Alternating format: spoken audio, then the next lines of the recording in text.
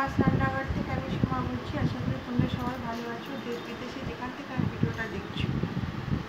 দেখো আজকের রেসিপি বরবটি আলু। বরবটি অনেকেই খেতে পছন্দ করো না, আবার অনেকে পছন্দ করো। আজকে এমন একটা রেসিপি আমি তোমাদের কাছে তুলে ধরবো যেটা সবাই খেতে ভীষণই পছন্দ করবে, বিশেষ করে রুটি পরোটার সাথে ভীষণই ভালো লাগবে।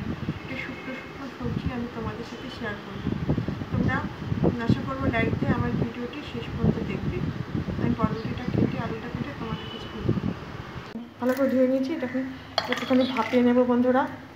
তারপরে ঠান্ডা জলে বরবটিটা ধুয়ে নেব, তাহলে বরবটির যে কালার আছে সবুজ কালার সেটা একদম থেকে যাবে। নুন দিয়ে নিলাম, তারপরে ঠান্ডা জলে বরবটিটা আমি একটু ধুয়ে নেব, তাহলে সেম সবুজ কালারটা থাকবে। এটা আমি একটু সেদ্ধ করে নিয়েছি। এখন আমি এটা অফ করলাম। এখন বন্ধুরা আমি এটা ঠান্ডা জলে দিয়ে নিলাম। দেখো ঠান্ডা জলটা ভালো করে ধুয়ে আমি এখন জলটা ছড়িয়ে নেব, তাহলে একদম বরবটির কালারটা একদম সবুজ থাকবে। ভিডিও দেখতে দেখতে যদি নতুন বন্ধু চলে এসো তাহলে অবশ্যই আমার চ্যানেলটা সাবস্ক্রাইব করে আমার পাশে থেকে যাবে। আর রান্নাগুলো যদি আমার ভালো লাগে, ভিডিও দেখতে কোনো অংশ ছুঁয়ে যায়, তাহলে অবশ্যই লাইক শেয়ার সাবস্ক্রাইব কমেন্ট করে আমার সাথে জুড়ে যাবে। উঠিয়ে নিলাম বন্ধুরা।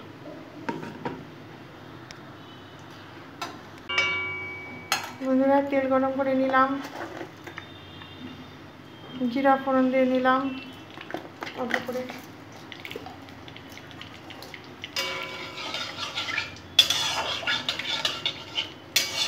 সুন্দর করে ফোড়ন থেকে একটু সুগন্ধ বেরোলে রসুনগুলো দিয়ে দেবো। রসুন থেতো করে রেখেছি, 15-16 কোয়া রসুন আমি থেতো করে রেখেছি। এটা সুন্দর করে ভেজে নেব।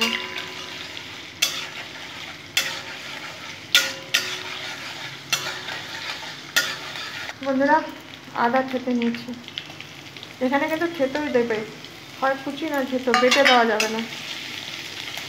ভালো করে এটাও ভেজে নেব।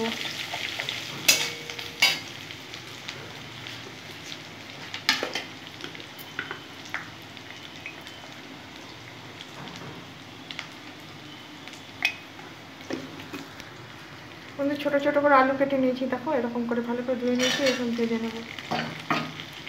খুব সুন্দর করে ভেজে নেব, 5-7 মিনিট ধরে সুন্দর করে আলুটা ভেজে নেব রসুন আদার সাথে। আলুগুলো ভেজে নিয়েছি, 50% ভাজা হয়েছে আলুগুলো। আমি এখানে দেখো টমেটো অবশ্যই বিচি ফেলে আর কাঁচা লঙ্কা 4-5টা দিয়ে দিলাম। এটা দিয়েও ভালো করে কষে নেব টমেটোটা দিয়ে।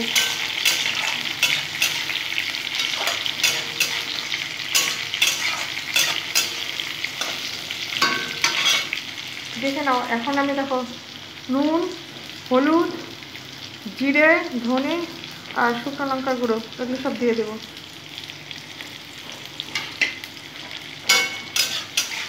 সব মশলা দিয়ে ভালো করে সাঁতরে নেব। নুন, হলুদ, জিরে, ধনে আর শুকনো লঙ্কা গুঁড়ো দিয়ে ভালো করে সাঁতরে নিচ্ছি বন্ধুরা। ভালো করে জল ঝরিয়ে নিয়েছি, দিয়ে দেবো। খুব সুন্দর করে আলুর সাথে মশলার সাথে আমি বরবটিটাকে ভেজে নেব, কষিয়ে নেব ভালো করে। হাই হিটে কিছুক্ষণ রান্না করব। বরবটি থেকে যে জলটা উঠবে তাতে আমার বরবটি আলু সব সেদ্ধ হয়ে যাবে, মানে এক্সট্রা করে কোনো জলের প্রয়োজন নেই। রান্নাটা শুকনো শুকনো হবে। পরোটা, রুটি সব কিছুর সাথে তোমরা খেতে পারবে, চাইলে ভাতের সাথেও খেতে পারবে।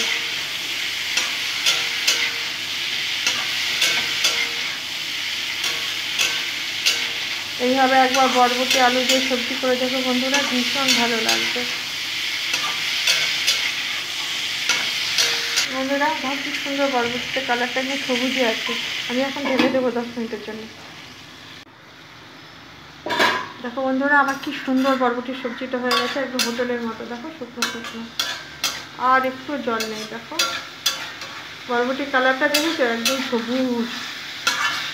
আমি যেভাবে বললাম ওইভাবে করবে, খুব ভালো লাগবে। এক থালা গরম ভাত খাওয়া হয়ে যাবে বন্ধুরা। পুরোনো বন্ধু, নতুন বন্ধু আমি সবাইকে সাপোর্ট দিয়ে যাচ্ছি ভালোবেসে, তোমরা আমাকে এইভাবেই ভালোবেসে সাপোর্ট দিয়ে যাও। একটু চিনি ছড়িয়ে দিলাম বন্ধুরা,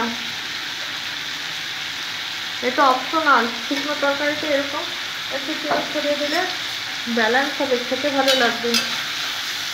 ভাত, রুটি, পরোটা সবের সাথে তোমরা খেতে পারবে। তো বরবটির একদম সেরা রেসিপি বন্ধুরা, খুবই ভালো লাগে। যারা ভালোবাসে না তারাও আঙুল চেটে খাবে।